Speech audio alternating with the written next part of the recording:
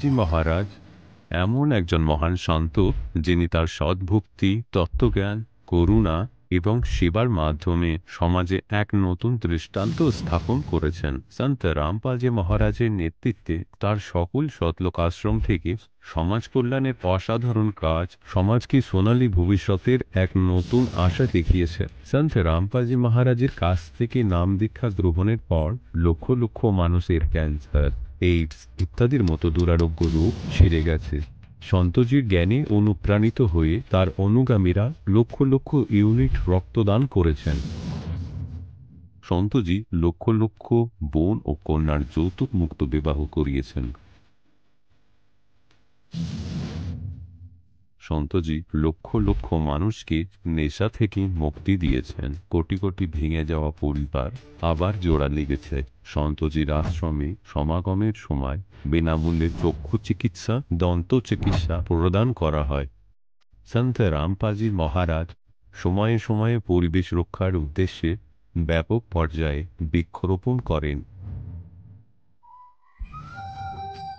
সন্তজি অভাবীদের তাৎক্ষণিক ত্রাণ সরবরাহের জন্য অ্যাম্বুলেন্স পরিষেবা চালু করেছেন। সন্তজি তার অনুগামীদের দেহদানের জন্য অনুপ্রাণিত করেন, যাতে মানবতার সেবা এবং চিকিৎসা ক্ষেত্রে উন্নতি হতে পারে।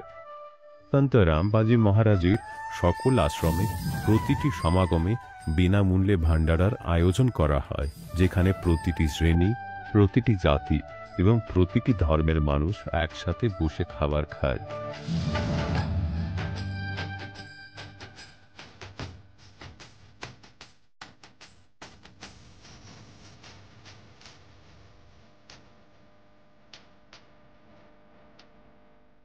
সন্ত রামপালজি মহারাজের আশ্রমে হাজার হাজার বয়স্ক মানুষ সম্মান এবং ভালোবাসার সাথে জীবনযাপনের সুযোগ পান।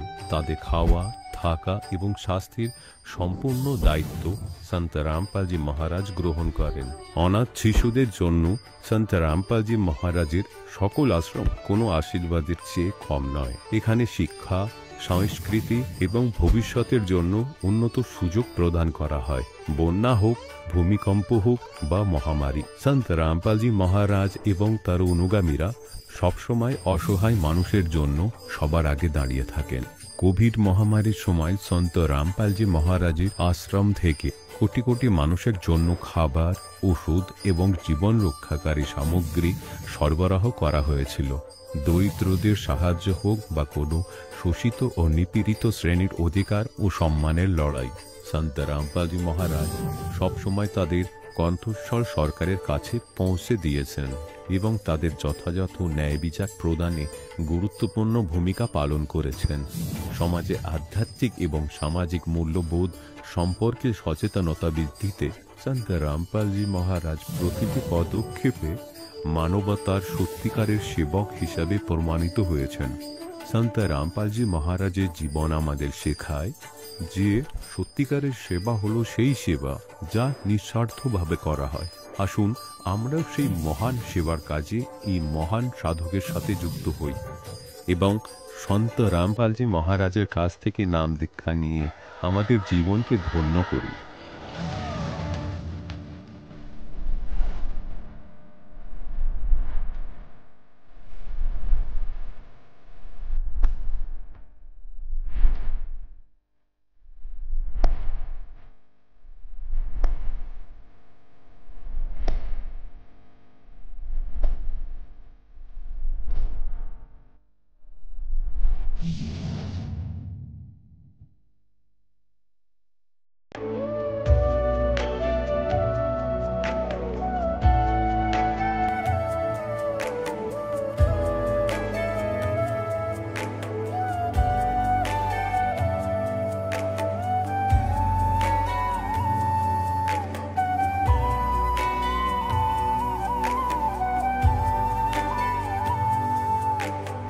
প্রভু, রাম, দেব, ভগবান, আল্লাহ, খোদা, ঈশ ইত্যাদি একই শক্তির নাম।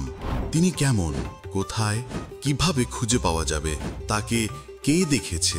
এই প্রশ্নবোধক চিহ্নগুলি সম্পূর্ণভাবে সরানোর জন্য অনুগ্রহ করে শুনুন জগৎগুরু তত্ত্বদর্শী সন্ত রামপালজি মহারাজের অমৃত প্রবচন, সমস্ত পবিত্র ধর্মের পবিত্র শাস্ত্রের আধারে।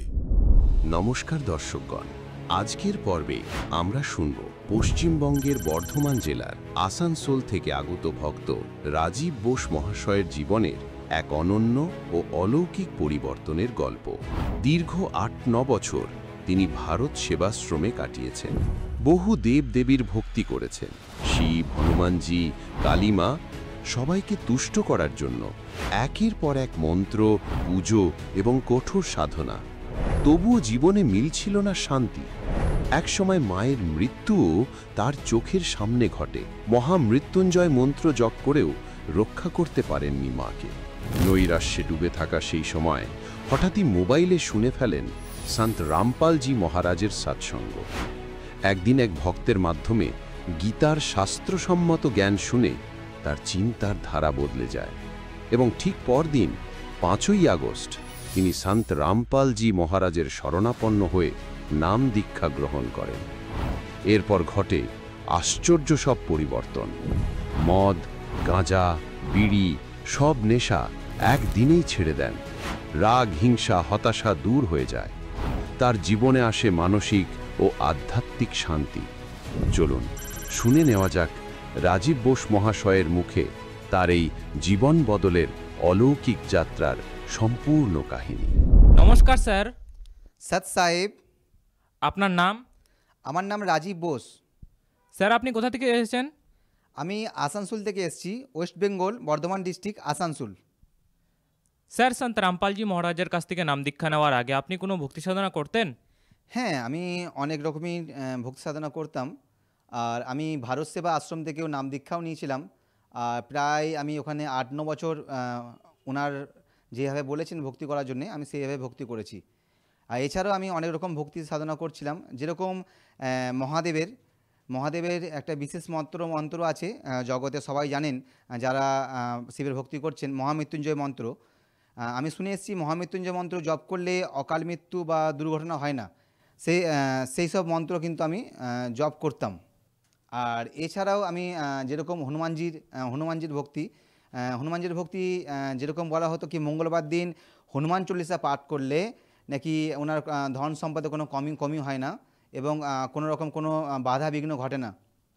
আমরা হনুমানজির যে আছে, হনুমানজির ওপর সিঁদুর লাগানোর পর আমরা যে মন্ত্রটা আমাদের শোনা যায়, শ্রী গুরু চরণ সুরজ রজ নিজ মनु मुकुर सुधार बरना रघुवर बिमल जसु जो दायक फल चार बुद्धिहीन तिनि जानि के सुमेरो पावर कुबार बल बुद्धि বিদ্যা দেময় হরো ক্লেশ বিকার জয় হনুমান জ্ঞান গুণ সাগর, এরকম করে পুরো একটা হনুমান চালিসা হতো, সেটা পাঠ করতাম। এবং শিব ঠাকুরকে খুশি করার জন্য যেটা মহাদেবের মন্ত্রটা আছেন, ওম ত্র্যম্বকম যজামহে সুগন্ধি পুষ্টিবর্ধনম পূর্বারুক্মে বন্দনা মৃত্যু মুক্ষি মামৃতম, এই মন্ত্রটা আছেন। এবং রাবণ তাণ্ডব স্রোত যেটা আছেন, জটা পবি কলজ জলৎ পভা বাহপত্তলে ক্লেহে লম্বে লম্বেতাম ভুজঙ্গ তুণ্ডে মালিকম, এরকম অনেক মন্ত্রই আছেন।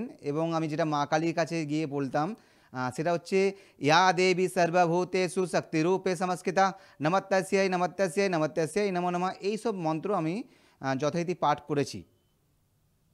আর আরেকটা বিষয় আছে, কিন্তু আমি নিজের মন মর্জির মতন আমি ভক্তি করেছি। যেরকম শিবের মাথায় যে গাঁজা চাপাতাম, সেই গাঁজা আমরা নিজেরাও গ্রহণ করতাম। মা কালীর কাছে মদ চাপাতাম, এমনকি মা তারাপীঠে গিয়েও আমরা এই অনুষ্ঠানগুলো করেছি। মা ভৈরব কাছে গিয়ে মদ চাপিয়েছি, সেই মদ আমরা সব বন্ধু বান্ধব মিলে খেয়েছি। এরকম করে আমরা মন মানি অনেক রকমই ভক্তি সাধনা করেছি। স্যার, আপনি আগে অনেক ভক্তি সাধনা করতেন, অনেক দেবী দেবতার ভক্তি সাধনা করতেন এবং ওনাদের মন্ত্র জাপও করতেন। তাহলে সন্ত রামপালজি মহারাজের খোঁজ আপনি কোথা থেকে পেলেন? হ্যাঁ, যেমন কি আমি আগে বললাম, একটা বিষয় হয়েছিল, ঘটনা ঘটেছিল যে আমরা শুনে এসেছি কি মহামৃত্যুঞ্জয় মন্ত্র জপ করলে নাকি অকাল মৃত্যু হয় না। আমার মা বিয়ে বাড়িতে গেছিলেন, আমিও সঙ্গে গেছিলাম। মায়ের সাডেনলি বুকে পেন হয়, আর ওই বুকের পেন দেখে আমরা সামনে নিয়ারেস্ট হসপিটালে ভর্তি করি। আর ওখানে মায়ের খুব ধরা পড়ে হার্ট অ্যাটাক হয়েছে। আর আমি মহাদেবকে স্মরণ করে মায়ের মাথার সামনে দাঁড়িয়ে পড়ে জোরে জোরে ওম ত্র্যম্বকম যজামহে সুগন্ধি পুষ্টিবর্ধনম পূর্বারুক্মে বন্দনা মৃত্যু মুক্ষি মামৃতম ওম জুম সাহা, এরকম করেই যাচ্ছিলাম স্যার। কিন্তু আমার মা আস্তে আস্তে আমার চোখের সামনে মারা যায়। তখন আমি বুঝলাম ইয়া তো এই মন্ত্রের মধ্যে কোনো শক্তি নেই, ইয়াতে আমার মধ্যে এই মন্ত্রের জপ করার কোনো যোগ্যতাই নেই। এরপর থেকে আমি অনেক রকম নেশা ভাঙ আরও করতে শুরু করে দিই, মদ গাঁজা ভাঙ সবসময় নেশার মধ্যে ডুবে থাকতাম। কিন্তু একদিন একটা রেস্টুরেন্টে বসে যখন আমি মদ খাচ্ছিলাম, তখন আমার ফোনের মধ্যে একটা সন্ত রামপালজি মহারাজির সৎসঙ্গ আসে। সেটা বলছেন সন্ত রামপালজি মহারাজি কি একবার যে সুরা পান করবে সে 70 জনম কুকুর হবেন। তো ওইটা আমি শুনে পরে আমার মাইন্ডে একটু চোট লাগে, আমি কিন্তু ওটা স্কিপ করে দিই, আমি আদার্স কোনো দেখতে লেগে যাই। কিন্তু আমাদের পাড়ার মধ্যেও একটা এরকম ভগৎ আত্মা আছেন, ওনার নাম ছিলেন সুভাষ কেশরী, আর উনিও অনেক কিছু চর্চা করতেন। তো একদিন কি হয়েছে, উনি অনেক ড্রিঙ্ক করে আমি মনে মনে ভেবেছিলাম যদি আজকে সন্ত রামপালজি মহারাজির যিনি বলতেন নাকি অন্য পরমাত্মা আছেন, ব্রহ্মা বিষ্ণু মহেশ্বর আসল ভগবান নয়, এর ওপরেও কোনো ভগবান আছেন, যদি আমাকে প্রমাণ না দেখাতে পারতো তাহলে কিন্তু আমি ওই ভগতটাকে সেদিনকে খুব মারতাম। আমি এক পেট মদ খেয়ে পরে কিন্তু আমি ওনার ঘরে যাই। উনি খুব আদর সহকারে আমাকে বসান, আর উনি আমাকে সন্ত রামপালজি মহারাজির যেসব প্রমাণগুলো আছে শ্রীমদ্ ভাগবত গীতা বইতে খুলে খুলে আমাকে দেখান। আর ওটা দেখার পর কিন্তু আমি আচম্বিত হয়ে যাই। আর আমি তার পরের দিনই 5ই আগস্ট আমি সন্ত রামপালজি মহারাজির শরণে গিয়ে নাম দীক্ষা গ্রহণ করি। স্যার, সন্ত রামপালজি মহারাজের কাছ থেকে যারা নাকি নাম দীক্ষা নেন তাদের অনেকজনেরই অনেক লাভ হয়। আপনার কি কি লাভ হয়েছে? প্রথমত আমি যেরকম নেশা ভাঙটা করতাম, আমি পার ডে বিড়ি সিগারেট গুটকা এমনকি ভাং মদ কি নেশা নেই করিনি, সব নেশা করতাম। পার ডে বন্ধুদের সঙ্গে বসে এই থেকে আড্ডা মারতাম। তো আমি যেদিন নাম দীক্ষা নিয়ে আসি সেদিন থেকে কিন্তু আমরা গুরুজির দয়াতে সন্ত রামপালজির মহারাজির দয়াতে আমি আর নেশা ভাঙ করি না, আর আমার নেশার প্রতি কোনো রুচিও হয় না। এই একটা বহুত বড় লাভ হয়েছে। আর সেকেন্ড লাভ যেটা হচ্ছে আমাদের মানসিক, আগে খুব মাথার মধ্যে একটা টেনশন থাকতো কি কেউ কিছু ঝগড়া করলে ওকে আমি মেরে ফেলবো, একদম মেরেই দেবো, জানে মেরে দেবো, বা আমি যদি জানি না মারতে পারি আমি নিজেকেই শেষ করে ফেলবো। তো সন্ত রামপালজির মহারাজির কাছ থেকে নাম দীক্ষা নেওয়ার পর আমি এই লাভটা পেয়েছি কি এই জিনিসটার থটটা আমার মাইন্ডে আসে না, এই নেগেটিভ থট আমার মাইন্ডে আর আসে না। এছাড়াও আমি আরেকটা লাভ পেয়েছি, যেটা হচ্ছে আমাদের আধ্যাত্মিক লাভ, যেটা আমি আগে যেরকমভাবে মহাদেবের ভক্তি করছিলাম, হনুমানজির ভক্তি করছিলাম, মা দুর্গার ভক্তি করছিলাম, নারায়ণের ভক্তি করছিলাম, এটা মন মর্জি ভক্তি ছিল। কিন্তু সন্ত রামপালজি মহারাজি আমাদের শাস্ত্র অনুকূল ভক্তি দেন, আর শাস্ত্র অনুকূল ভক্তি করলে খুব অল্প সময়ের মধ্যে অনেক লাভ হওয়া চালু হয়ে যায়। এই একটা আমি লাভ পেয়েছি। যেমন কি আগে যখন আমি নাম দীক্ষা নিই তখন আমরা ফুল বেল পাতা বাতাসা নকুলদানা মিশ্রিদানা গঙ্গাজল গাঁজা এইসব দিয়ে পুজো পাঠ করতাম। কিন্তু সন্ত রামপালজি মহারাজি ওনাদেরই ব্রহ্মা বিষ্ণু মহেশ্বর মা দুর্গা ওনাদেরই মূল মন্ত্র দেন, আর ওনাদের ওই মূল মন্ত্র আমি জপ করছি, আর ওই মূল মন্ত্র জপ করে খুব সহজেই ওনাদের থেকে আমি লাভ পেতে পারি, লাভ পাচ্ছিও। এবং আরেকটা বিষয় আমি বলতে চাই কি এই দিব্য মন্ত্র গ্রহণ করলে সন্ত রামপালজি মহারাজি বলছেন জন্মান্তরের পাপ, এই জন্মের পাপ তো আমাদের আছেই, এরও পূর্বজন্মে যেসব পাপগুলো আছে এই মন্ত্রের দ্বারা সব কিছু নাশ হয়ে যায়। আর যখন আমাদের পূর্বজন্মের পাপ এই জন্মের পাপ নাশ হয়ে যাবে তখন আমাদের মধ্যে আস্তে আস্তে আধ্যাত্মিক চেতনা বাড়বে এবং সম্পূর্ণ সুখ, মানসিক সুখ, শারীরিক সুখ এবং আর্থিক সুখ, তিনটে সুখই ভগবান আমাদেরকে দয়া করবেন। স্যার, আপনি বললেন আপনি ব্রহ্মা বিষ্ণু মহেশের ভক্তি সাধনা আগেও করছিলেন, এখনও করছেন।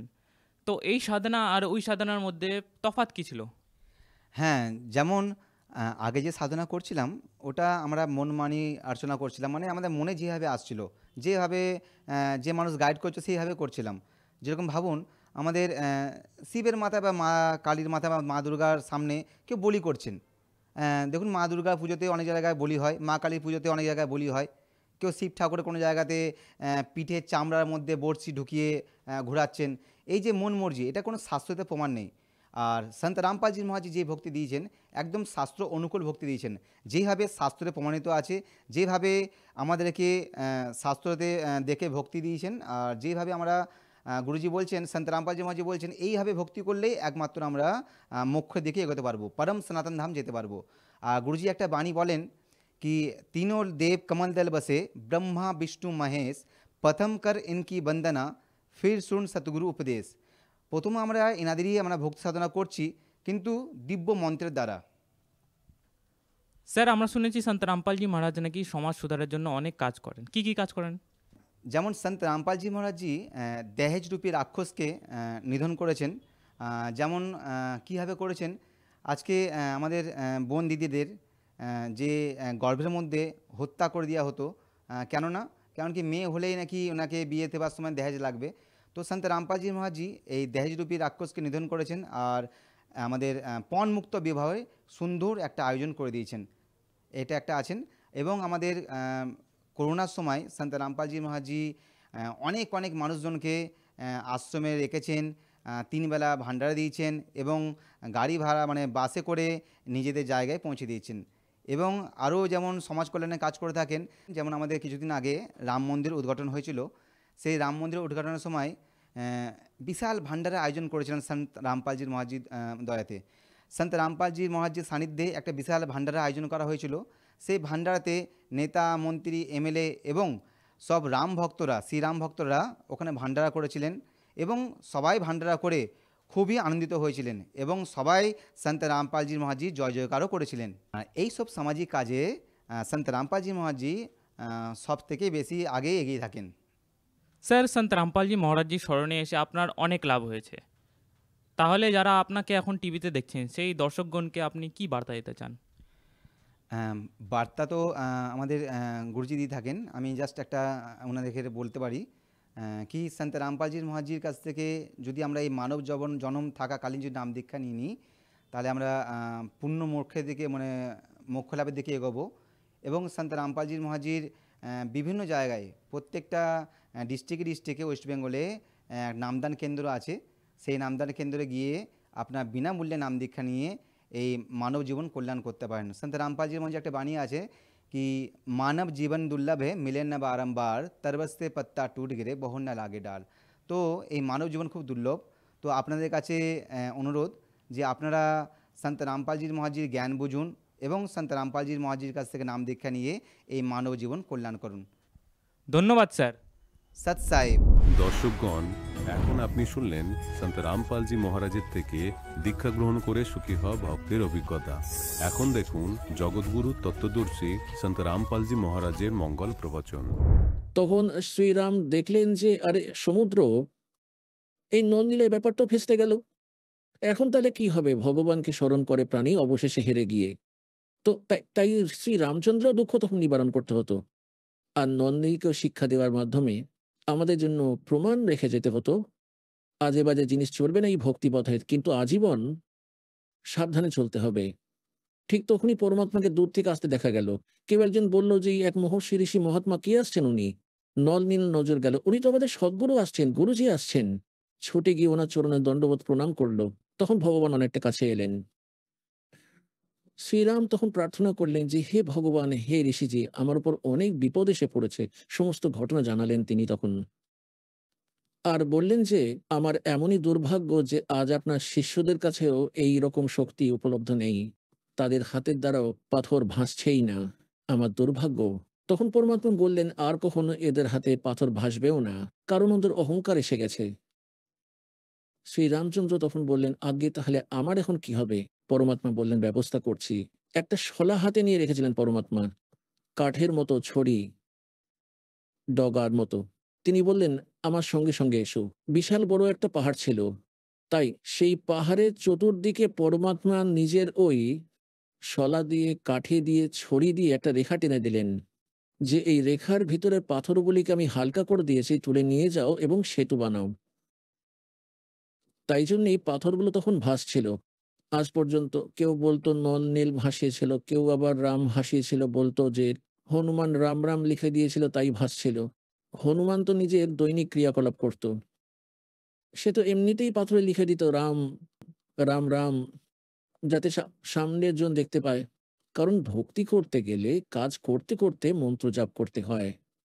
ওটা রাম রাম মন্ত্র জপতো না সে, সেই রাম রাম লিখে যাতে সামনের জন দেখবে, পড়বে, তবুও তো অন্তত দুবার হলো রাম রাম বলবে। এইভাবেই ক্রিয়াকলাপ হতো, তবে রাম রাম লেখার ফলে তা ভাসেনি। এখন বলা হয়েছে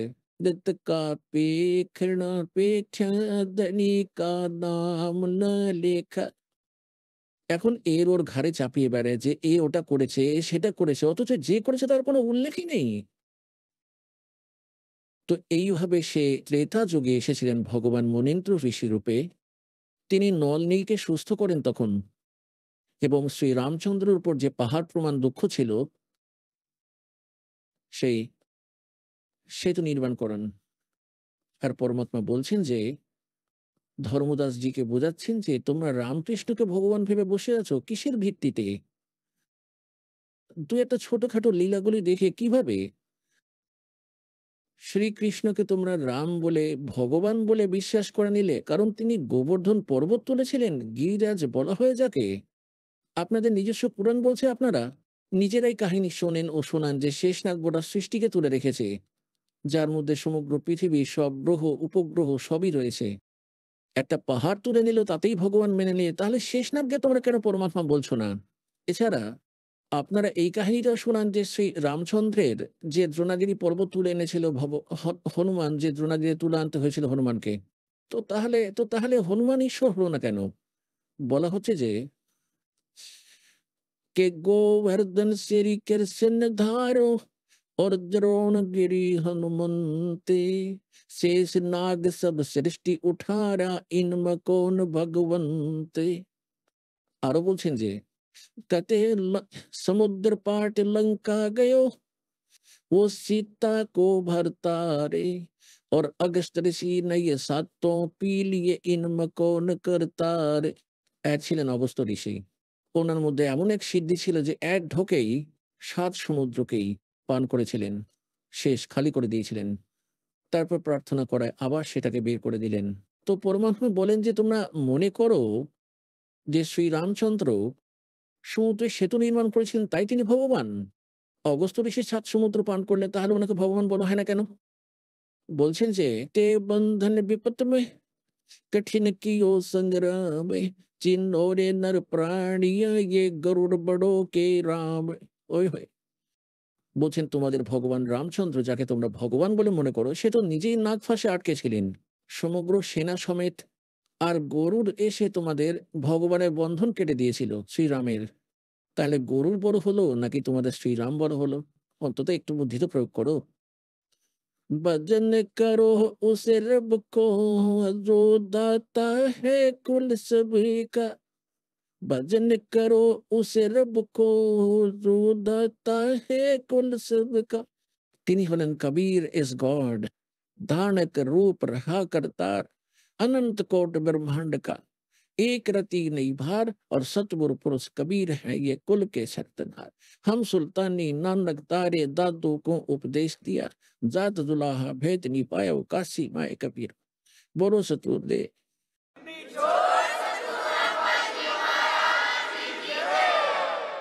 পরম পিতা পরমাত্মা পূর্ণব্রহ্ম, সমগ্র সৃষ্টির স্রষ্টা, কবির দেব, কবির সাহেব, কবির পরমেশ্বর, ইনি আমাদের সহানুভূতিশীল, ইনি আমাদের পিতা, আমাদের জনক। পিঁপড়ে থেকে হাতি পর্যন্ত, ভিখারি থেকে রাজা পর্যন্ত, আর দেব থেকে মহাদেব অবধি, আর ইন্দ্র, সুরপতি ইন্দ্র সকলের পিতা, দুর্গা দেবী ও জ্যোতি নিরঞ্জন ব্রহ্ম, খরপুরুষ ও অক্ষর পুরুষেরও জনক উনি।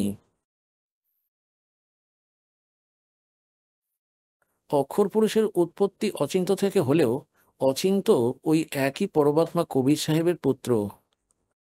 ওনারই দেওয়া শব্দ শক্তি থেকে অক্ষর পুরুষের জন্ম হয় অচিন্তের মাধ্যমে। তো পুণ্যার্তগণ, আপনি যে পৃথিবীতে বাস করছেন তা ভালো নয়। এটি খুবই নোংরা জায়গা, আর এখানে কেউ থাকেনি, কেউ থাকবেও না। পরমাত্মা স্বয়ং আসেন এই কালের জালকে সমাপ্ত করার জন্য, অজ্ঞতা দূর করার জন্য, আর আমাদের নিজেদের জায়গা দেখাতে, যেখানে আমরা আগে থাকতাম, যেখানে কোনো দুঃখ ছিল না। এখানে কাল ভগবান আমাদের এই 5টি তত্ত্বের কারাগারে বেঁধে রেখেছে, আটকে রেখেছে এই শরীরে। কেউ গাধার শরীরে, এই শূকরের খাঁচায়, কোনো মানুষের খাঁচায়, এই প্রাণীকে এই শরীররূপী খাঁচায় এবং 21 ব্রহ্মাণ্ডরূপী কারাগারে বন্দি করে রেখেছে। এখানে কেউ সুখী নয়। এখানকার ম্যানেজারও খুশি নন। ব্রহ্মা, বিষ্ণু ও মহেশ, এই তিনজনকে ব্যবস্থাপক বলা হয়।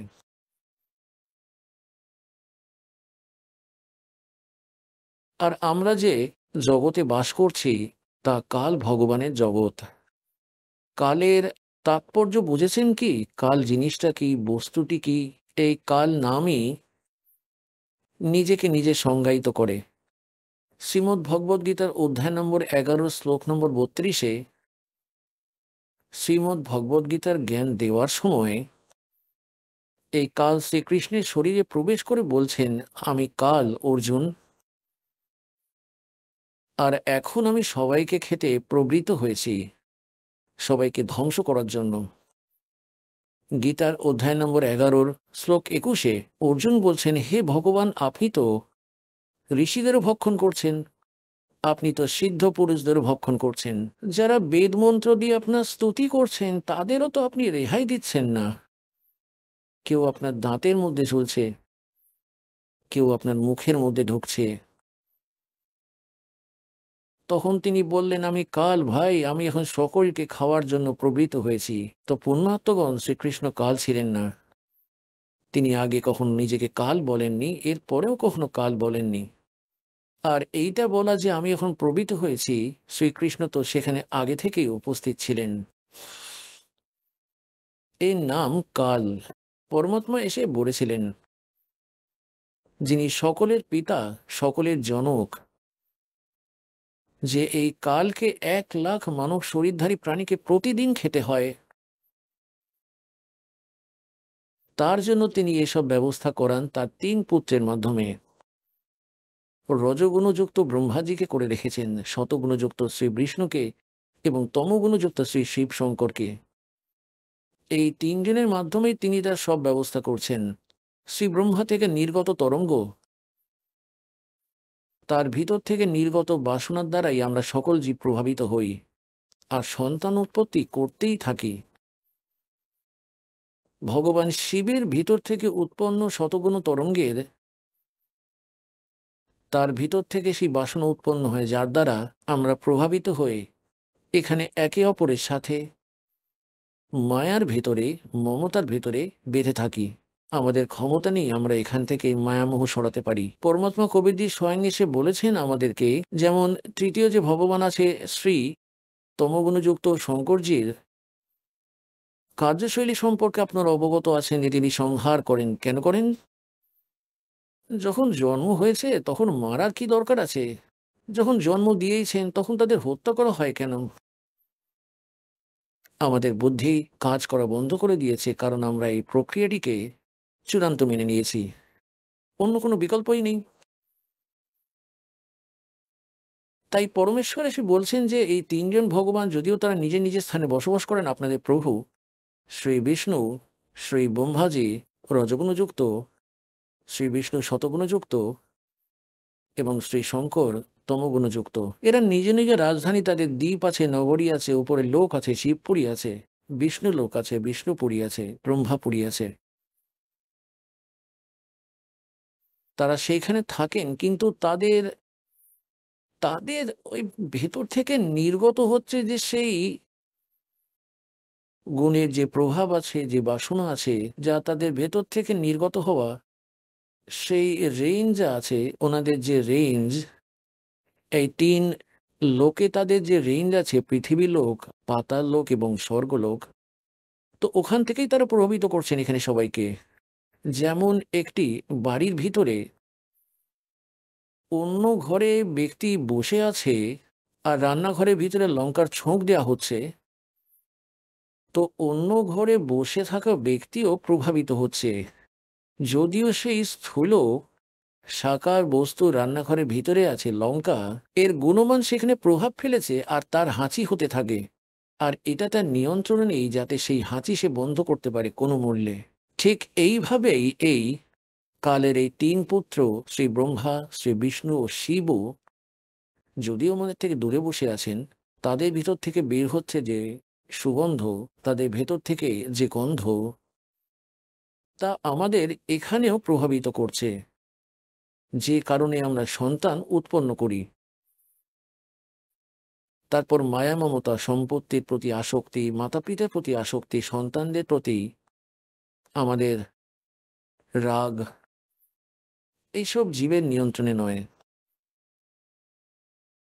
আর মৃত্যু আমাদের নিয়ন্ত্রণে নেই, কারণ এটি ভগবান শিবের বিভাগ, যা কাল ভগবান শিবকে সেবা দিয়েছেন। এখন চাকর, যেমন কেউ কসাইয়ের চাকর, এখন এই চাকরটা বাঁচবে কি করে? সে বলবে যাকে যে এই ঘেরে এত ছাগল এনে আমার এই স্টকে নিয়ে এসে রেখে দাও, সে নিয়ে আসবে। আর একজন চাকরকে নিয়োগ করে রেখেছে যে সব ছাগলের এদের সেবা করে, তাদের খাওয়ায়, তাদের জল দেয়, তাপ এবং ঠান্ডা থেকে সুরক্ষিত রাখে, এবারে পালন করে এদের, সে অবশ্যই করবেই করবে। আর তৃতীয় চাকরকে দায়িত্ব দিয়ে রেখেছে যে তুই আমাকে যতগুলো প্রয়োজন বের করে এখানে নিয়ে আয়, এগুলিকে কাট আর সাপ্লাই কর। এটা তো তাদের নিয়ন্ত্রণে নেই, সে যতই সৎ ব্যক্তি হোক না কেন, ওই তিনজন চাকর, কিন্তু তাদের নিজেদের দায়িত্ব পালন করতেই হবে। একইভাবে এই তিন দেবতা, কাল কসাই, কাল ভগবানের পুত্র এবং সেবক, পুত্র এবং সাথে সেবক, এবং এনারা ব্যবস্থাপকও, ম্যানেজার আর পুণ্যাত্মগণ, এই কাল ভগবানের অভিশাপ লেগে আছে। প্রতিদিন 1,00,000 মানব শরীরধারী প্রাণীর নিত্য আহার ইনি করেন। পরমেশ্বর এসে আমাদের বললেন, যেহেতু পরমাত্মা 4টি যুগেই আসেন এবং এই যে সৎসঙ্গটি চলছে তা সেই উপলক্ষে, যেটা এই শুভ দিন যেদিন পরমাত্মা আমার উপর দয়া করেছিলেন কলিযুগে মধ্যে এই দুঃখী প্রাণীদের, বিভ্রান্ত প্রাণীদের সঠিক দিশা দেখানোর জন্য, সেই পরমাত্মা তার নিজের লোক, সেই উত্তম লোক ছেড়ে আমাদের জন্য এই কালের লোকে আসেন, কসাইয়ের উঠানে এলেন, কসাইয়ের জগতে এলেন এবং আমাদেরকে প্রকৃত জ্ঞান, সঠিক জ্ঞান দেওয়ার চেষ্টা করেছেন, কিন্তু আমরা পরমাত্মার সেই জ্ঞান গ্রহণ করিনি। কারণ আমাদের ধর্মগুরু কাল দ্বারা প্রভাবিত, প্রেরিত, ওনারা অজ্ঞতা শুনেছেন, তারা সদ্গ্রন্থকে, ধর্মগ্রন্থকে আধার মনে করে সদ্গ্রন্থের বিপরীত জ্ঞান দিতে থাকেন আমাদেরকে।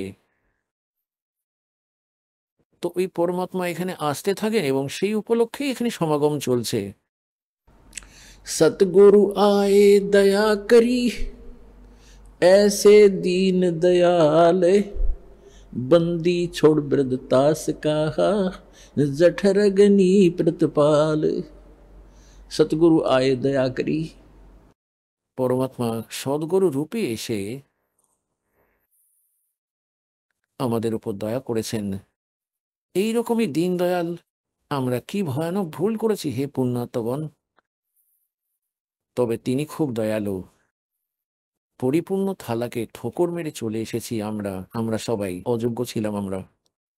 ওখানে আমাদের সর্বসুখ বিদ্যমান ছিল শতলোকে, আপনার সর্বসুখ সুবিধা ছিল, বিমান ছিল সকলের আলাদা আলাদা, সেখানে সব ধরনের সুযোগ সুবিধা ছিল এবং চিরসবুজ গাছ ছিল, জলপ্রপাত বয়ে যাচ্ছে, শীত ও গ্রীষ্ম নেই।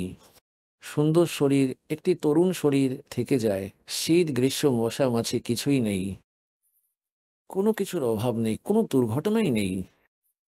আমরা সেই পরিচ্ছন্ন লোককে, এইরকম সৎ লোককে, সৎ জগতে সমস্ত সুখে পরিপূর্ণ জগৎকে ছেড়ে এই কালের সাথে এখানে কষ্ট পেতে এসেছি। আর আজ আমাদের কি দুর্গতি করে রেখেছে, কোনো জীবই সুখী নয়। এখানে প্রধানমন্ত্রী হয়ে বসলেও সব সময় তার দুশ্চিন্তা শেষ হয় না, টেনশনে ভুগতে থাকে সে। তো ছাই এই জীবন, আমরা কোথায় বাস করছি, কোথায় থাকছেন আপনি? सतगुरु आए दया करी, ऐसे दीन दयाल, और बंदी छोड़ वृद्धतास का, जठरग्नि प्रतिपाल। বন্দি ছোড় মানে এই কালের বন্ধন থেকে আমরা বন্দি, আমরা কয়েদি, কালের বন্দি। আর আমরা কর্ম অনুসারে আমাদের কষ্ট এখানে পাচ্ছি, কারণ কারাগারে কৃতকর্মের শাস্তি তো ভোগ করতে হয়। তো ওই সর্বশক্তিমান এসে আমাদের কালের ফাঁদ থেকে মুক্ত করে সতলোকে নিয়ে যান।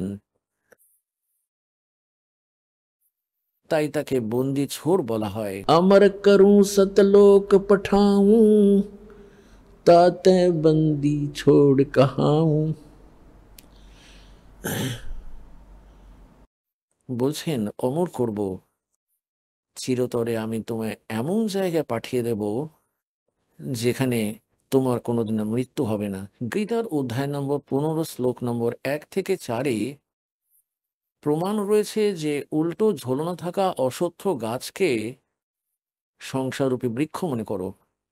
এর শীর্ষে মূল এবং নিচে 3টি গুণযুক্ত রজগুণ ব্রহ্মা শতগুণ বিষ্ণুরূপী শাখা আছে, এবং যে সাধক তার সমস্ত বিভাগকে আলাদা আলাদাভাবে বলতে পারেন তিনি হলেন স্ববেদবেদ।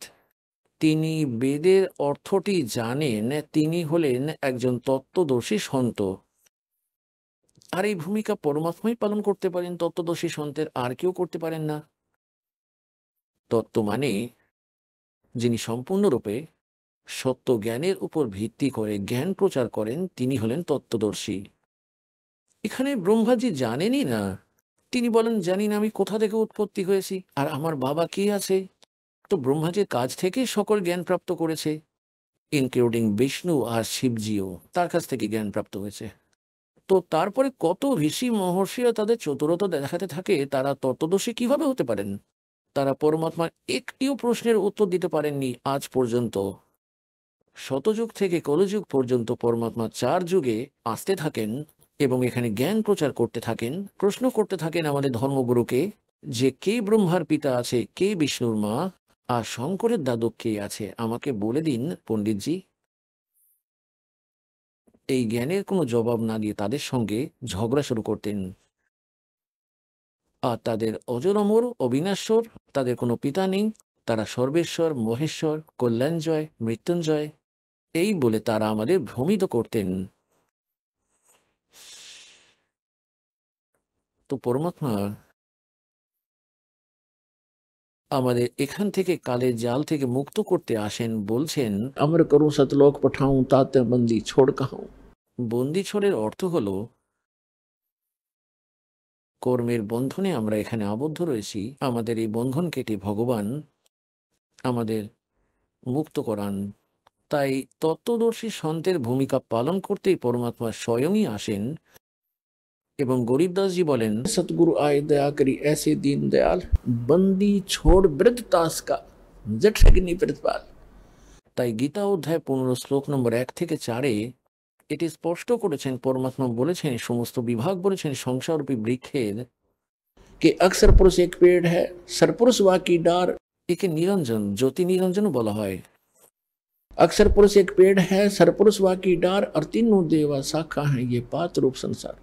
যেমন গাছ কাকে বলে যে অংশটা পৃথিবীর বাইরে দেখা যায়, ভিতরের যে শিকড় আছে মূল আছে তা গুপ্ত থাকে, পরোক্ষ হয়, সেটা অব্যক্ত, তা দেখা যায় না। তো মূল স্বয়ং পরমাত্মাই ছিলেন কবির ভগবান, অমর পুরুষ সত্য পুরুষ, পরমক্ষর ব্রহ্মই তিনি। আর এর বাইরে যা দৃশ্যমান সে সম্পর্কে তিনি বলেছেন যে অক্ষর পুরুষকে কাণ্ড মনে করো, और सरपुरुष वाकी डार যে মোটা ডাল বের হচ্ছে তাকে ব্রহ্ম মনে করো, और तीनों देवा शाखा हैं সেই শাখা, ওই ডালের পরে 3টি শাখাকে ভাবো, এরা রজগুণ ব্রহ্মা শতগুণ বিষ্ণু তমগুণ শিবজি। একবারই ছবিটি ভালো করে দেখুন তাহলে সহজেই বুঝতে পারবেন। এটি একটি চিত্র, এই সম্পূর্ণ চিত্রটি দেখুন। অক্ষর পুরুষ পরমাত্মা বলছেন এই দেখুন এখান থেকে, এটি একটি সম্পূর্ণ গাছ, সম্পূর্ণ দেখুন এটিকে। পরমাত্মা বলেছিলেন অক্ষর পুরুষ একটি গাছ। এটা বুঝুন এই পৃথিবীর বাইরে যেটা দেখা যাচ্ছে এর সম্পর্কে পরমাত্মা তথ্য দিয়েছেন যে অক্ষর পুরুষ এই যে কাণ্ড এটি তো অক্ষর পুরুষ। और सरपुरुष वाकी डार और तीनों देवा शाखा हैं ये पात रूप संसार। এখন পরমাত্মা বলছেন যে অক্ষর পুরুষ একটি গাছ, এটি সম্পূর্ণ বৃক্ষটি বুঝুন। এই যে কাণ্ডটি দেখা যাচ্ছে, এই যে কাণ্ড, এটা হচ্ছে এই কাণ্ড তো অক্ষর পুরুষ, এবং স্বরপুরুষ এই খরপুরুষ হলো বাকি দ্বার। আর তিন দেবা শাক, এইটা আমরা এখানে আছি, এটা পাতরূপ সংসার। এখন মূল কে আছে এটা বলার জন্য দাসকে পাঠানো হয়েছে। এটা পরমক্ষর ব্রহ্ম, পরমক্ষর ব্রহ্ম যিনি সকলকে পালন করেন, যা গুপ্ত আছে পরোক্ষ আছে পৃথিবীর ভেতরে মনে করো। তার মানে উপরের লোক হলো শতলোক, অলক লোক, আগুন লোক, অকহ লোক। এটা এটার উপরের দিক, নিচের। আর ইনি কে? अनंत कोट ब्रह्मांड का एक रति नहीं भारे, सतगुरु पुरुष कबीरे हैं ये कुल के सिरजनहारे। हम सुल्तानी नानक तारे दादू को उपदेश दिया, जात जुलाहा भेद न पाया ये काशी महे कबीर हुआ। तो এই হচ্ছে সেই সংসারূপী বৃক্ষ। শ্রীমদ্ ভগবদ গীতার অধ্যায় 15 শ্লোক নম্বর 1 থেকে 4 এর বর্ণনা, এটি বর্ণনা, এটি তার উপসংহার যে এই উল্টো ঝুলে থাকা সংসাররূপী বৃক্ষ অর্জুন, উপরে মূল এবং নিচে শাখা। গীতা জ্ঞানদাতা কেবল এতটুকুই তথ্য দিয়েছেন যে উপরে শিকড় এবং নিচে 3 গুণরূপী শাখাযুক্ত এই সংসাররূপী বৃক্ষ রয়েছে, অসত্য অবিনশ্বর গাছ। এবং এর সমস্ত অংশ ঊর্ধ্ব মূলম অধ শাখম অশ্বথম প্রাহু অবম ছন্দাসি यस्य पर्णानि ये तम वेद स वेदविद। এর সমস্ত ছন্দ, সমস্ত বিভাগ যে জানে, পাতা সহ এর সমস্ত বিভাগ, উপরে শিকড় আর নিচে শাখা যুক্ত এই সংসাররূপী অসত্য অবিনাশী বৃক্ষ বুঝুন। আর এর পাতা ইত্যাদি সকল অংশ আছে। আর যে এই সমস্ত বিভাগকে জানেন, সমস্ত আলাদা আলাদাভাবে বলেন সবেদ বেদ, তিনি একজন তত্ত্বদর্শী সন্ত। তো শ্রীমদ্ ভগবদ গীতার এই অধ্যায় 15 শ্লোক 1-এ বর্ণিত রয়েছে তিনি বেদ বেদ, তিনি তত্ত্বদর্শী সন্ত সদ্গুরু। তিনি কে? তো যিনি এই বাণীটি বলেছেন সূক্ষ্ম বেদে, সচিদানন্দ ঘনব্রহ্ম ওই তত্ত্বজ্ঞানে বলেছেন, তো ওই সদ্গুরু তিনি। तुम साहेब तुम संत हो, तुम सतगुरु तुम हंस, गरीब दास तुम्हारे रूप बिना और न दूजा अंश। तुम साहेब तुम संत हो, এবং আপনি সদ্গুরু, সত্য জ্ঞান প্রদানকারী আধ্যাত্মিক পথের এই সর্বজ্ঞাতা। আর আপনি হংস, আপনি নিজেই একজন প্রকৃত ভক্তের ভূমিকা পালন করেছেন। তো এখানে বলা হয়েছে যে সেই পরমেশ্বর বলেছেন অক্ষর পুরুষ একটি গাছ, সরপুরুষ ওয়াকি ডার, और तीनों देवा शाखा है ये पात रूप संसार। শ্রীমদ্ ভগবদ গীতার শ্লোক নম্বর 15 1 থেকে 4 পর্যন্ত উপসংহার যে উপরে মূল আর নিচে 3 গুণরূপী শাখাযুক্ত সংসাররূপী অসত্য বৃক্ষকে অবিনাশী জানো, এবং যে সন্ত এর সমস্ত বিভাগ জানেন তিনি একজন তত্ত্বদর্শী সন্ত, আর তার কাছে তত্ত্ব জ্ঞান আছে। শ্রীমদ্ ভগবদ গীতার অধ্যায় নম্বর 4-এর 32 শ্লোকে ব্যাখ্যা করা হয়েছে যে পরমাত্মাই স্বয়ং সচিদানন্দ ঘনব্রহ্ম তার মুখকমলের দ্বারা যথার্থ জ্ঞান, তত্ত্বজ্ঞান বলে থাকেন। যা পরমাত্মার মুখকমল থেকে বাণী উচ্চারিত হয়ে থাকে তাই হলো তত্ত্বজ্ঞান। তার ভিতরে আধ্যাত্মিক যজ্ঞের অর্থাৎ আধ্যাত্মিক আচার অনুষ্ঠানের বিস্তারিত বর্ণনা রয়েছে, এবং তাকে জানার পর প্রাণী সমস্ত কর্ম ও সমস্ত পাপ থেকে মুক্ত হয়ে যায়। ওই তত্ত্বজ্ঞান স্বয়ং পরমাত্মা তার মুখকমল থেকে ব্রাহ্মণ মুখে নিজের মুখকমল দ্বারা বলে ওই বাণী উচ্চারণ করেন, ওই সচিদানন্দ ঘনব্রহ্মের বাণীতে বিস্তারিতভাবে বলেছেন। তাই হলো তত্ত্বজ্ঞান। 4th অধ্যায় 34 শ্লোকে বলা হয়েছে যে অর্জুন ওই তত্ত্বজ্ঞানকে, যা গীতা জ্ঞান থেকে ভিন্ন, ওই তত্ত্বজ্ঞানকে তত্ত্বদর্শী সন্তের কাছে গিয়ে বোঝ, তাকে দণ্ডবোধ প্রণাম করলে, ভণ্ডামি ত্যাগ করে তার সেবা করে সরলতাপূর্বক প্রশ্ন করলে এই তত্ত্বদর্শী সন্ত তোকে তত্ত্বজ্ঞানের উপদেশ দেবে। তাই পঞ্চদশ অধ্যায়ে প্রথম মন্ত্রে তার পরিচয় উল্লেখ করা হয়েছে শ্রীমদ্ ভগবদ্ গীতায়, যে এই ওপরে মূল নিচে 3 গুণরূপী শাখাযুক্ত, 3 গুণরূপী শাখাযুক্ত এই সংসাররূপী বৃক্ষকে বোঝো। আর এর সমস্ত বিভাগ, পাতা ইত্যাদি সকল বিভাগ আছে। আর যে সন্ত সকল এই বিভাগকে জানে, সমস্ত পার্টস জানে, এর বিভিন্ন অংশ জানে, সবেদবিদ, তিনি একজন তত্ত্বদর্শী সন্ত। এবং 15তম অধ্যায় 4র্থতম শ্লোকে বলা হয়েছে যে তারপর তত্ত্বদর্শী সন্তের কাছ থেকে তত্ত্বজ্ঞান প্রাপ্ত করেই অজ্ঞানরূপী অন্ধকারে নিমজ্জিত এই অজ্ঞানতাকে কেটে, তত্ত্বজ্ঞানরূপী শস্ত্র দ্বারাই অজ্ঞানতাকে কেটে এরপর ওই পরমেশ্বরের সেই পরম পদের সন্ধান করতে হবে, যেখানে যাওয়ার পর সাধক আর এই সংসারে কখনোই ফিরে আসেন না। আর একমাত্র সেই পরমাত্মার উপাসনাই করা উচিত, যিনি সমস্ত ব্রহ্মাণ্ডের সৃষ্টি করেছেন, তিনি সবকিছু স্রষ্টা, তিনি সর্বশক্তিমান। তো দাস যেটা বলতে চেয়েছিল, सतगुरु आए दया करी ऐसे दीन दयाल, बंदी छोड़ वृत्तास का जठरग्नि प्रतपाल, अमर करूं सतलोक पठाऊं ताते बंदी छोड़ कहाऊं, अमर करूं। ওই পরমাত্মা তত্ত্বজ্ঞানের ভিত্তিতে শত সাধনা করা প্রাণী সেখানে চলে যায়, আর কিন্তু কখনোই এই সংসারে ফিরে আসে না। শ্রীমদ্ ভগবদ্ গীতার অধ্যায় নম্বর 18 শ্লোক নম্বর 62-তে বলা হয়েছে যে অর্জুন, তুই সর্বভাবে ওই পরমেশ্বরের শরণে যা, যিনি গীতা জ্ঞানদাতা থেকে অন্য কেউ।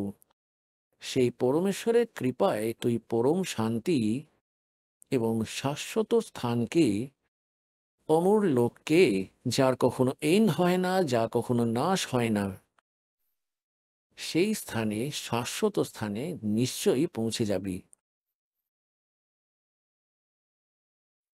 এখন পুণ্যাত্মাগণ, এই জ্ঞান তো ভগবান 600 বছর আগে পড়েছিলেন। আর সেই মহাপুরুষদের সঙ্গে সাক্ষাৎ করেন পরমাত্মা, এসে তার গুণ, তার বিধান অনুসারে পুণ্য আত্মাদের সঙ্গে দেখা করেন। শ্রদ্ধেয় ধর্মদাসজি সাহেবজিকে, শ্রদ্ধেয় মুরুবদাস সাহেবজিকে, শ্রদ্ধেয় নানক সাহেবজিকে, শ্রদ্ধেয় দাদু সাহেবজিকে, শ্রদ্ধেয় গরিবদাস সাহেবজিকে, গ্রাম ছুরানি, জেলা ঝজ্জার, হরিয়ানার, শ্রদ্ধেয় ঘিসাদাস সাহেবজিকে, গ্রাম খেকরা, উত্তরপ্রদেশ, বাগপত জেলার, আর কাশীর স্বামী রামানন্দজি মহর্ষিকে।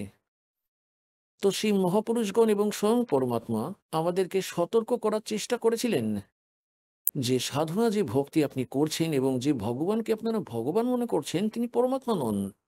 যেই স্বামীকে, যেই প্রভুকে আপনি পরমাত্মা বলে মনে করেছেন, তিনি কিন্তু পরমাত্মা নন। পরমাত্মার সংজ্ঞা হলো শ্রেষ্ঠ আত্মা। শ্রেষ্ঠ আত্মা কখনো কাউকে হত্যা করে না, কখনো কারোর পা কাটে না, কাউকে অন্ধ করে না, কখনো কাউকে রোগাক্রান্ত করে না। তিনি হলেন পরমাত্মা। এখন কোনো অজ্ঞানী, সম্পূর্ণ মাইনাস যার বুদ্ধি হয় আধ্যাত্মিকতায়, সে বলে যে আমরা এই ভেবে চিন্তিত যে ভগবান আছেন কোথায়। ভগবান থাকলে কি মানুষেরই অবস্থা হতো? যেমন আমরা এখন একটা দুঃখজনক খবর শুনছি যে কেদারনাথ আর বদ্রীনাথে দর্শন করতে গিয়েছেন যারা, এই অজ্ঞানী আচার্য ও শঙ্করাচার্যদের দ্বারা বিভ্রান্ত হয়ে ভগবানের সন্ধানে সেখানে গিয়েছিলেন। আর আজ খবরে শোনা যাচ্ছে যে 15-20 হাজার মানুষ বন্যায় মারা গেছে। বন্যায় মেঘ ফেটে গেছে। ওই কেদারনাথ মন্দির না জানি কোথায় গেল, গাছের মতো দাঁড়িয়ে আছে একটি শিবলিঙ্গ। তো পুণ্যাত্মাগণ, পরমাত্মা 600 বছর আগে এসেছিলেন। এরপর ওনার জ্ঞানের সাথে পরিচিত মহাপুরুষেরা এই জ্ঞান শুনিয়েছেন। আর বলতেন তারা, चारों युग में संत पुकारे और कूक कहा हम हेल रे, हीरे माणिक मोती बरसे ये जग चुगता ढेल रे। পরমাত্মা 600 বছর পূর্বে বলতেন আর ওনার পরিচিত মহাপুরুষ শ্রদ্ধেয় গরিবদাস সাহেবজি বলতেন, চারোं युग में संत पुकारे, কবির সাহেবের মহিমা গেয়েছেন। और कोक कहा हम हेल रे, আমাদের ধাক্কা মেরে মেরে, চিৎকার করে করে, আওয়াজ করে জানিয়ে বলেছিলেন যে আমি তত্ত্বজ্ঞান ও সত্য সাধনার হিরে মতি মুক্তর বর্ষণ করছি। আপনারা তা বাছাই করছেন না, তা গ্রহণ করছেন না। আর আন উপাসনারূপী এই বিভ্রান্তকারী আচার্য ও শঙ্করাচার্য ঋষি মহর্ষি মণ্ডলেশ্বরের দ্বারা বিভ্রান্ত হয়ে আপনি বহু মূল্যবান বস্তু ত্যাগ করে নুড়ি পাথর সংগ্রহ করছেন। এই শাস্ত্র বিরুদ্ধ ভক্তি, এই তীর্থস্থানে গিয়ে প্রণাম করা, সেখানে দর্শনের জন্য যাওয়া, কল্যাণ কামনা করা, এটা আপনার ভুল। বালকের মতো বুদ্ধি আপনার। আপনি নুড়ি পাথর সংগ্রহ করছেন। আমরা জ্ঞান কিনে না শুনিয়া আর ইয়ে पर भी लेन जात है दुनिया। পুণ্যাত্মগণ, আমি খুবই দুঃখিত যে আমার ভাই বোনেরা। এখন আপনি শুনলেন সন্ত রামপালজি মহারাজের মঙ্গল প্রবচন। আসুন এখন শুনি সন্ত রামপালজি মহারাজের থেকে নাম দীক্ষা গ্রহণ করে এবং সদ্ভক্তি করে আশ্চর্যজনক লাভ অর্জনকারী অনুগামীদের অভিজ্ঞতা। নমস্কার দর্শকবৃন্দ, আজ আমরা শুনতে চলেছি ঝাড়গ্রাম জেলার এক সাধারণ মানুষ শ্রদ্ধেয় তরণী চৌধুরীর অসাধারণ জীবনের কাহিনী। দীক্ষা নেওয়ার আগে তার জীবনে ছিল না কোনো নির্দিষ্ট সাধনা, কিন্তু তিনি দেখতেন পরিবারের সবাই বৈষ্ণব ধর্ম মানলেও তাদের জীবনে ছিল শুধু দুঃখের পাহাড়। এই অভিজ্ঞতা থেকেই জন্ম নেয় এক প্রশ্ন, আসল মুক্তি কোথায়? ঠিক তখনই তার হাতে আসে জ্ঞানগঙ্গা নামক মহামূল্যবান গ্রন্থ। বইটি পরেই তিনি উপলব্ধি করেন সত্য ধর্মের মাহাত্ম্য এবং খুঁজে পান প্রকৃত পথপ্রদর্শক সন্ত রামপালজি মহারাজকে। ফোন করে খোঁজ নিয়ে তিনি সেন্টারে পৌঁছে যান এবং গ্রহণ করেন নাম দীক্ষা। আর সেখান থেকেই শুরু হয় অলৌকিক পরিবর্তন। শারীরিক রোগ যেমন চর্মরোগ নির্মূল হতে থাকে, মানসিক শান্তি ও অর্থনৈতিক উন্নতি আসে দ্রুত। শুধু তাই নয়, তিনি উপলব্ধি করেন প্রকৃত ঈশ্বরের অস্তিত্ব ও শাস্ত্রমতো ভক্তির গূঢ় সত্য। একজন ভক্তের জীবনে কিভাবে এমন পরিবর্তন আসে তা সত্যিই অনুপ্রেরণাদায়ক। চলুন এবার শুনে নেওয়া যাক তরণী চৌধুরী মহাশয়ের হৃদয় ছোঁয়া অভিজ্ঞতার গল্প। নমস্কার স্যার। নমস্কার। স্যার আপনার নাম কি? তরণী চৌধুরী। স্যার আপনি কোথা থেকে এসেছেন? ঝাড়গ্রাম ডিস্ট্রিক্ট থেকে। স্যার আপনি সন্ত রামপালজি মহারাজ দীক্ষা নেবার আগে কি সাধনা বা ভক্তি করতেন? আমি কোনো সাধনা বা ভক্তি করতাম নি। আমার দাদু, আমার বাবা, আমার জ্যাঠামশাই, আমার পিসিমা, ওনারা বৈষ্ণব ধর্ম গ্রহণ করতেন। সেগুলো আমি লক্ষ্য করে করে দেখতাম। আমার ঠাকুরদার দুঃখের পাহাড় ছিল, জ্যাঠামশাইয়েরও দুঃখের বোঝা, বাবারও দুঃখের বোঝা, পিসিমার তো দুঃখের পাহাড়। সেই দেখে আমি সারাবলি থেকে একটি ঘটনা শুনেছিলাম, পড়েছিলাম যে সতনামের ক্ষমতা আছে, বাকি 16 নাম 32 অক্ষরের কোনো ক্ষমতা নেই। যারা 16 নাম 32 অক্ষর জপ করে তাদের সংসারে দুঃখের পাহাড় আসে, কিন্তু সতনাম জপ করলে মানব জীবনে সুখ, শান্তি আর অমৃতের সন্ধান পাওয়া যায়। সেই জন্য আমি কারো কাছ থেকে দীক্ষা নিইনি, আমি লক্ষ্য করতাম। এইভাবেই চলতে চলতে চলতে চলতে আমি জ্ঞানগঙ্গা বই পাই। জ্ঞানগঙ্গা বই পড়ার পরেই আমি সেন্টারের খোঁজ করি। তারপরে ফোন করে করে সেন্টারের ফোন নাম্বার পেয়ে আমি এখানে ফোন লাগাই। ফোন করতে বলছে ঠিক আছে আপনারা প্ল্যাটফর্মকে আসুন, আমরা সেন্টারকে নিয়ে আসবো। দিয়ে সেন্টারে এসে দীক্ষা নিয়েছি এবং দীক্ষা নেওয়ার পর থেকে আমার সুখ, শান্তি এবং অমৃতের যে সন্ধান আমি পাইছি। আচ্ছা স্যার, আপনি সন্ত রামপালজি মহারাজ দীক্ষা নেবার পর কি কি লাভ পেয়েছেন? লাভ পেয়েছি, আমি শারীরিক লাভ প্রচুর পেয়েছি। আমার শরীরে প্রচণ্ড চর্মরোগ ছিল, তা এখন বাইরের দিকে বেরোতে আরম্ভ করেছে। এই যে দেখুন আমার হাত, এই দেখুন এই হাত, আমার শরীরে জার্ম জীবাণু আর থাকতে পারছে না, সব বাইরের দিকে বেরিয়ে যাচ্ছে। শারীরিক প্রচুর উপকার পেয়েছি, মানসিক দিক দিয়ে আমি প্রচুর শান্তি পাইছি এবং অর্থনৈতিক আমার ডেভেলপমেন্ট হয়েছে। এটা আমি অস্বীকার করবো না। তো বেশি দিন আমার দীক্ষা নেওয়া হয়নি, মাত্র 6 মাস। আচ্ছা স্যার, আপনি আগে ভগবানের খোঁজে ছিলেন, তো এখন সন্ত রামপালজি মহারাজ দীক্ষা নেবার পরে ওই খোঁজ কি পূরণ হলো? হ্যাঁ, আমি ভগবানের খোঁজে উত্তরপ্রদেশ গেলাম তীর্থ পর্যটনে, কিন্তু সব জায়গায় মনোমতো শাস্ত্র বিরুদ্ধ ধর্মাচরণ। কিন্তু সন্ত রামপালজি মহারাজের প্রবচন শুনে, বই পড়ে আমি যেটুকু বুঝতে পারলাম যে এটাই শাস্ত্র যুক্তিসম্মত, বাকি সব শাস্ত্র বিরুদ্ধাচরণ, ধর্মাচরণ, যার কারণে 16 নাম 32 পর যারাই জপ করছে তাদের এই দুঃখের পাহাড় নামছে। কিন্তু আমি এই 6 মাস দীক্ষা গ্রহণে আমার সব দিক দিয়েই ডেভেলপড হচ্ছে।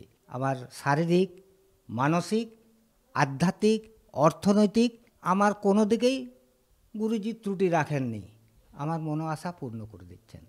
আচ্ছা স্যার, আপনি আমাদের দর্শকদেরকে কি বার্তা দিতে চান?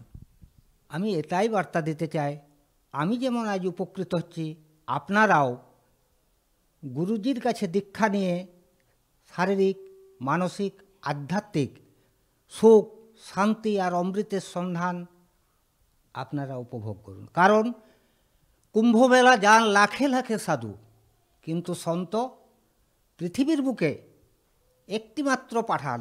কে পাঠান? সৎ সাহেব, পরমেশ্বর।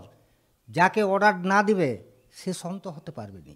রামপালজির আত্মাকে পরমেশ্বর শতলোক নিয়ে গেছেন, অনন্ত কোটি ব্রহ্মাণ্ড ঘুরেছেন, আনি করে ক্ষমতা দিয়েছেন, দীক্ষা দাও। যাকে দীক্ষা দিবে তারে ইহলোকে সুখ, শান্তি আর অমৃতের সন্ধান সেই পাবে। আপনাদের কাছে আমার অনুরোধ, আপনারা নিজের জীবনকে সুখ, শান্তি আর অমৃতের সন্ধান যদি পেতে চান, আপনারা রামপালজি মহারাজের কাছে দীক্ষা নিয়ে নিজের জীবন ধন্য করুন। মানব জীবন বারবার আসবে না, একবারই আসে। কিসের জন্য আসে? মুক্তিমোক্ষের জন্য আসে। আমরা সেইটুকু যদি না বুঝি, আপনারা জ্ঞানগঙ্গা পড়ুন, জীবনের পথে বই পড়ুন, গীতা তোমার জ্ঞান অমৃত, নিজে বই পড়ে স্যাটিসফাইড হয়ে দীক্ষা নেন এবং নিজের জীবন ধন্য করুন। আচ্ছা স্যার, আপনি জ্ঞানগঙ্গা উল্লেখ করলেন, তো এই জ্ঞানগঙ্গা মানুষ বইটা পড়ার পর কীভাবে সন্ত রামপালজি মহারাজের স্মরণে আসছে? শুনুন, এটা মুখে বিশেষ কিছু বলা যাবে না। যারা পড়বেন, বইটার উল্টো দিকে যে প্রশ্নগুলো আছে, যেমন ব্রহ্মা, বিষ্ণু, মহেশ্বরের পিতা কে, শেরওয়ালি অষ্টাঙ্গী দুর্গার স্বামী কে, এই যে প্রশ্ন 8টা 9টা আছে, এই প্রশ্নগুলো আপনারা যখন পড়বেন, ভিতরে বইটা যখন পড়বেন, প্রত্যেকটি প্রশ্নের উত্তর আপনার জীবনে খুলে আসবে। দিলে আপনি আকৃষ্ট হয়ে সেন্টার খুঁজে খুঁজে আপনা থেকেই আপনি আসবেন। আমরাও এইভাবে পড়াশোনা করে সেন্টার খুঁজে খুঁজে এসেছি। কারণ ওই তো আপনাদেরকে বললাম, সাধু লাখো লাখো সাধু, কিন্তু মুক্তি মোক্ষ কারো হয়নি। বই পড়ে দেখিলেন, একমাত্র উপযুক্ত সন্তের কাছ থেকে দীক্ষা না পাওয়া গেলে মুক্তি মোক্ষ কারো হবে না। আপনারা এই যে সময়টা চলছে, এটা বিরাট সুসময় আমাদের পক্ষে মানব জীবনের। গুরুজি দয়া করে আমাদেরকে উদ্ধারের পথ মন্ত্র দিচ্ছেন, উদ্ধার করে দিচ্ছেন, আমাদের সুখ, শান্তি, অমৃতের সন্ধান দিচ্ছেন। এর থেকে বড় জিনিস আর কি আছে আমাদের? সংসার সংসার চোখ বুঝলেই সব ছাড়। কিন্তু মৃত্যুর পর আত্মা মুক্তিমোক্ষ হওয়া আর অমৃত সরোবরে যাওয়া, এটা বিশাল ভাগ্যের ব্যাপার। আপনারা জ্ঞানগঙ্গা পড়ুন, জীবনের পথে বই পড়ুন, গীতা তোমার জ্ঞান অমৃত বই পড়ুন। পড়লেই আপনার মনের পরিবর্তন হবে, আপনি নিজে থেকে সেন্টার খুঁজে আসবেন, কাউকে কিছু বলতে হবে না। আচ্ছা স্যার, আপনি এত কথা বললেন জ্ঞানগঙ্গা বই নিয়ে, সন্ত রামপালজি মহারাজ লিখিত বই জ্ঞানগঙ্গা, তো এই বই আমাদের দর্শকরা কীভাবে পাওয়া যাবে? আমার ছবির নিচে ফোন নাম্বার আছে, সেই ফোন নাম্বারে আপনার কল করুন। নামদান সেন্টারের ঠিকানা পাবেন। ভারতবর্ষে 518টা নামদান কেন্দ্র খোলা আছে। আপনারা যে জায়গার থেকেই হোক আপনারা দীক্ষা নিতে পারবেন। স্যার, আপনাকে অনেক অনেক ধন্যবাদ। ধন্যবাদ।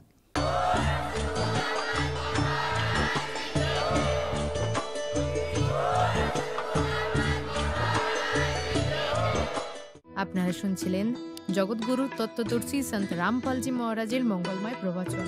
অধিক তথ্য জানার জন্য ভিজিট করুন আমাদের ওয়েবসাইট www.jagatgururampalji.org। সন্ত রামপালজি মহারাজের শুভাশীর্বাদে সম্পূর্ণ বিশ্বে 500রও অধিক নাম দীক্ষা কেন্দ্র আছে। যেখানে সন্ত রামপালজি মহারাজের দ্বারা অনলাইনে সম্পূর্ণ বিনামূল্যে নাম দীক্ষা দেওয়া হচ্ছে। আপনার নিকটবর্তী নাম দীক্ষা কেন্দ্রের ঠিকানা জানার জন্য যোগাযোগ করুন 918882914911